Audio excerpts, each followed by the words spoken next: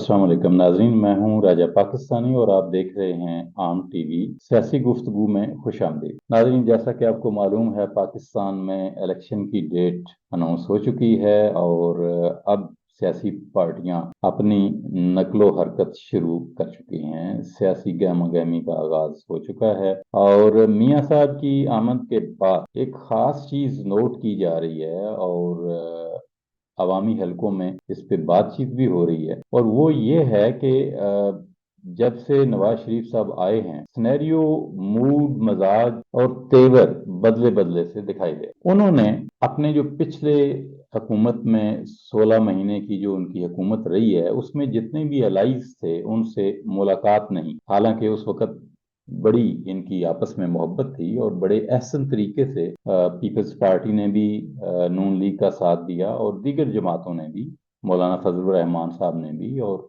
दीगर जमातों ने भी साथ दिया। लेकिन उनके आने के बाद मियां साहब को ये एक्सपेक्ट किया जा रहा था कि मियां साहब उन सारी जमातों को फिर से एतमाद में लेंगे, उनका शुक्रिया अदा करेंगे और अगले इत्तेहाद की कोशिश करेंगे। लेकिन ऐसा हुआ नहीं। अजीबोगरीब बात है कि उन्होंने किसी भी जमात को लिफ्ट नहीं कराई, बल्कि यहाँ तक भी कहा जा रहा है कि मौलाना फजलुर रहमान साहब के साथ उनकी एक मीटिंग प्लान की गई लेकिन वो हो नहीं सकी। इसी तरह से उन्होंने पीपल्स पार्टी के साथ भी कोई राब्ता नहीं किया और किसी और जमात के साथ भी कोई राब्ता नहीं किया, बल्कि ये तक कहने और सुनने में आ रहा है कि वो सोलो फ्लाइट लेंगे, नून लीग किसी जमात के साथ इत्तेहाद नहीं करे। ये इस वजह से भी हैरत अंगेज है और इसकी बुनियाद गालिबन ये है कि मियां साहब के साथ लंदन प्लान में सारी चीजें डील हो चुकी हैं और उन्हें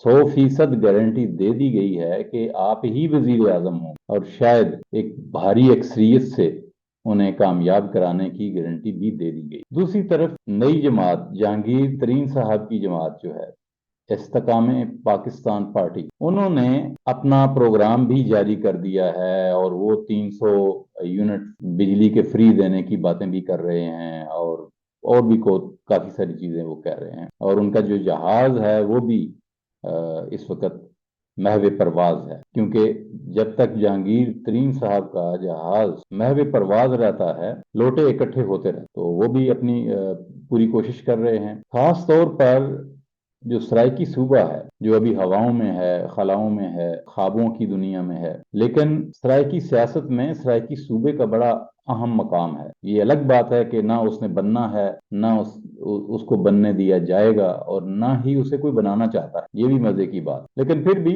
उसकी बातचीत, उसकी बाजगश्त जो है वो कानों को सुनाई देती रहती है। इस सराइकी बेल्ट में दो तीन अहम चीजें हैं जिनके ऊपर सियासत में नजर रखना बहुत जरूरी है और वो अहम चीजें ये हैं कि एक तो वहाँ जागीरदारी निजाम, वडेरा शाही है, बड़े बड़े कबायली सरदार वहाँ पे मौजूद हैं और दूसरी अहम बात यह है कि वहां पे जैसे मुल्तान और उसके गिरदो नवा हैं, वहां पे पीरों का बड़ा स्ट्रांग होल्ड है और वो इतना स्ट्रांग है कि उनको शिकस्त देना बहुत मुश्किल है। किसी भी नॉन पीर कैंडिडेट के लिए, ऐसे उम्मीदवार के लिए जो जिसका तल्लक उन बड़े खानदानों से नहीं है जो पीरी मुरीदी की बुनियाद पर हमेशा इलेक्शन जीत जाते हैं, उसका टिकना बहुत मुश्किल है। तो इस वजह से जो वहां की सियासत है, वहां नून लीग की कामयाबी थोड़ी सी मुश्किल होगी। लिहाजा सराइकी बेल्ट जो है वो सारे का सारा इस्तेकामे पाकिस्तान पार्टी की तरफ शिफ्ट होता नजर आ रहा है। ये इस वक्त का तजिया है। नून लीग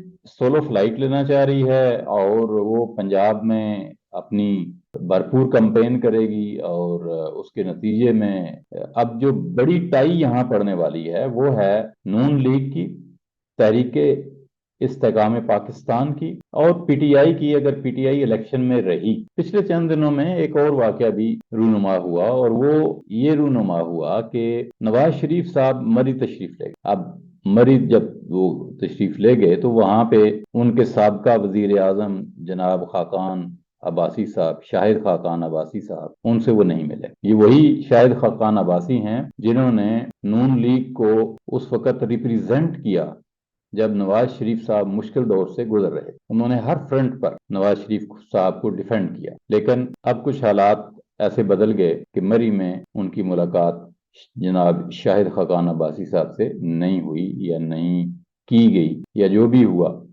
اس کا مطلب بظاہر یہ نکلتا ہے کہ شاہد خاقان عباسی صاحب اب نون لیگ کے لیے امپورٹنٹ نہیں رہے۔ اس کا یہ بھی مطلب ہے کہ اب شاہد خاقان کی سیٹ پر نون لیگ کو ایک نئے کسی اور نامعلوم کینڈیڈیٹ کو لانا پڑے۔ نامعلوم اس لیے کہہ رہا ہوں کہ ابھی تک کوئی واضح نشانات نہیں مل رہے کہ کون اس سیٹ کو حاصل کرنا چاہتا ہے یا نون لیگ کس کو یہ ٹکٹ دے۔ دیکھنا یہ ہے کہ الیکشن سے قبل ہم نے وزیر اعظم کیسے منتخب کیسے چن لیا، اس کا تعین کیسے کر لیا، نواز شریف صاحب کو اتنا یقین کیسے ہے؟ کیا یہ پری پول ریگنگ نہیں ہے؟ کیا یہ آنے والے الیکشن پر سوالیہ نشان نہیں ہے؟ کیا یہ ہماری الیکشن کی جو پرانی تاریخ ہے یہ اسی کی کنٹینیوٹی ہے؟ کیا یہ میاں نواز شریف صاحب کو جو پچھلے زمانے میں نااہل کیا گیا تھا اقامہ کی بنیاد پر، کیا اس کے ریوارڈ کے طور پر اب ان کو خوش کیا جا رہا ہے؟ ایسا کیا ہے